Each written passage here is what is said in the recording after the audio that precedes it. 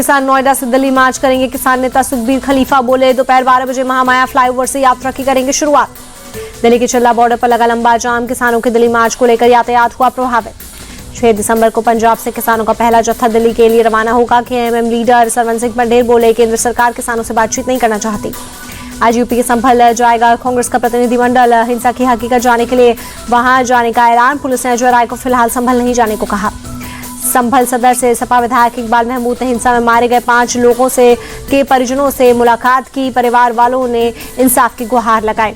विधायक इकबाल महमूद बोले मस्जिद के नाम पर पूरा मुस्लिम समाज शहीद होने के लिए तैयार रहता है। 10 दिसंबर के बाद सपा का डेलीगेशन संभल जाएगा।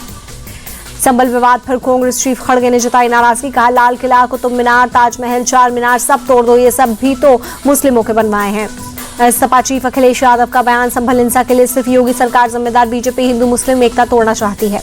मालेगांव की रैली में ओवैसी ने पीएम मोदी आरएसएस पर साधा निशाना। कहा सबको गड्ढे खोदने के काम में लगाया, मैं मस्जिद बचाने के लिए 1000 बार मरने को तैयार।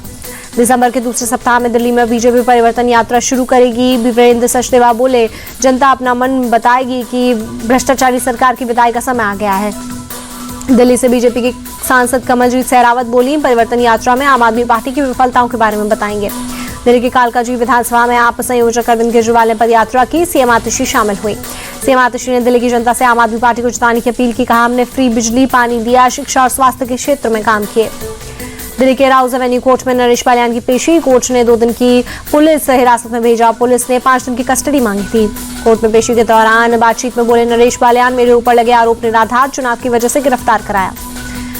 दिल्ली बीजेपी चीफ वीरेंद्र सचदेवा बोले नरेश बालियान को जब लगा कि वो पकड़े जाएंगे, वो लगातार नंबर बदल रहे थे, इस मामले की जांच होनी चाहिए। दिल्ली कांग्रेस चीफ देवेंद्र यादव का अरविंद केजरीवाल से सवाल। कहां है लोकपाल? 11 साल पहले लोकपाल की बात कर आप सत्ता में आए थे। दिल्ली में आपके अकेले चुनाव लड़ने के फैसले पर बोले सीपीआई नेता डी राजा। दिल्ली चुनाव में इंडिया अलायंस की बात करने का कोई मतलब नहीं। डी राजा की कांग्रेस को सलाह। विधानसभा चुनावों में मिली हार पर गंभीरता से चिंतन करे कांग्रेस, दूसरी सेक्युलर पार्टियों के प्रति उदारता दिखाए। महाराष्ट्र में आज फाइनल हो सकता है नए सीएम का नाम। सूत्रों के मुताबिक देवेंद्र फडणवीस के नाम पर लग चुकी है फाइनल मुहर। बीजेपी आज महाराष्ट्र के लिए केंद्रीय ऑब्जर्वर के नाम का ऐलान कर सकती है। 3 दिसंबर को बीजेपी ऑब्जर्वर मुंबई आकर बैठक करेंगे। आज महायुति के नेताओं की भी होगी बैठक। एकनाथ शिंदे, देवेंद्र फडणवीस और अजीत पवार मंत्रिमंडल को लेकर चर्चा करेंगे। सूत्रों के मुताबिक बीजेपी के पास सीएम पद 17 मंत्रालय, शिवसेना के खाते में डिप्टी सीएम और 9 मंत्रालय हो सकता है, जबकि एनसीपी के पास डिप्टी सीएम और 7 मंत्रालय रह सकते हैं। सूत्रों के मुताबिक एकनाथ शिंदे डिप्टी सीएम के साथ अपनी पार्टी के लिए गृह मंत्रालय समेत 9 मंत्रालय चाहते हैं, जबकि बीजेपी गृह मंत्रालय अपने पास रखना चाहती है। महाराष्ट्र में सीएम फेस पर सस्पेंस को लेकर एकनाथ शिंदे बोले बीजेपी की विधायक दल की बैठक में नाम तय हो जाएगा। एकनाथ शिंदे बोले पीएम मोदी और गृह मंत्री अमित शाह जो भी कहेंगे उससे मेरा पूरा समर्थन। महायुति के तीनों दलों में पूरा समन्वय। सीएम के रूप में अपने कार्यकाल पर बोले एकनाथ शिंदे मेरे 2.5 साल के कार्यकाल को सुनहरे अक्षरों में लिखा जाएगा। मेरे काम की वजह से महायुति को जीत मिली। महाराष्ट्र में अब तक नई सरकार का गठन नहीं होने पर शिवसेना यूबीटी नेता संजय राउत बोले गवर्नर राष्ट्रपति शासन की सिफारिश करे। शिंदे गुट की शिवसेना नेता शायना एनसी बोली पता नहीं उद्धव गुट के साथ क्या दिक्कत है, रोज सुबह संजय राउत कुछ न कुछ बयान दे रहे हैं। पीएम इंटर्नशिप योजना की आज से होगी औपचारिक शुरुआत। योजना के तहत चयनित युवाओं को इंटर्नशिप लेटर बांटे जाएंगे। पीएम मोदी कर सकते हैं चयनित युवाओं से संवाद। पीएम इंटर्नशिप योजना के तहत चुने जाने पर एक मुश्त 6,000 रुपए, हर महीने 5,000 रुपए मिलेंगे। बड़ी कंपनियां युवाओं का इंटर्नशिप के लिए चयन कर रही हैं। नागपुर में बोले आरएसएस चीफ मोहन भागवत हिंदुओं की जनसंख्या में गिरावट चिंता का विषय। हिंदुओं को कम से कम 3 बच्चे पैदा करने चाहिए।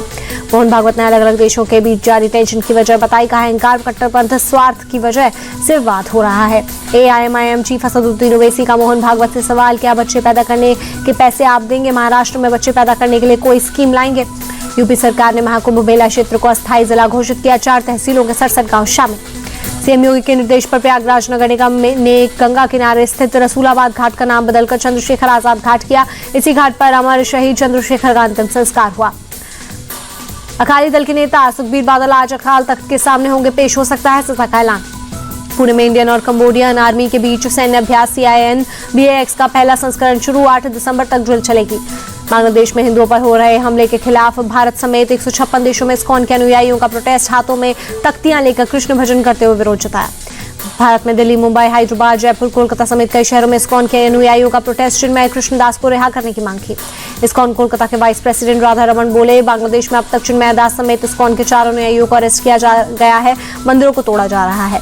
जयपुर के गुप्त वृंदावन धाम में जुटे हजारों श्रद्धालु हरिनाम संकीर्तन से बांग्लादेश में शांति और सद्भाव की अपील की गई। त्रिपुरा के सीएम माणिक साहा ने चिंता जताई, कहा बांग्लादेश से त्रिपुरा सटा हुआ है, वहां हिंदुओं पर अत्याचार हो रहा है, आतंकियों को जेल से छोड़ा जा रहा है। पीडीपी चीफ महबूबा मुफ्ती ने बांग्लादेश के हालात की तुलना भारत से की, कहा दोनों जगह अल्पसंख्यकों पर हमले हो रहे हैं। बीजेपी नेता रविंद्र रैना बोले, महबूबा मुफ्ती ने राजद्रोह वाली बात कही, उन पर मुकदमा चलना चाहिए। उज्जैन में सिंहस्थ 2028 की समीक्षा बैठक केंद्रीय मंत्री जेपी नड्डा और मुख्यमंत्री मोहन यादव हुए शामिल। दिल्ली में एक कार्यक्रम के दौरान उपराष्ट्रपति जगदीप धनखड़ ने कहा, हमें चिंतन करने की जरूरत है, जो हुआ सो हुआ, लेकिन आगे का रास्ता सही होना चाहिए। उपराष्ट्रपति जगदीप धनखड़ का बयान, बोले विकसित भारत का निर्माण किसान की भूमि से होता है, किसानों की समस्याओं का तेजी से समाधान होना चाहिए।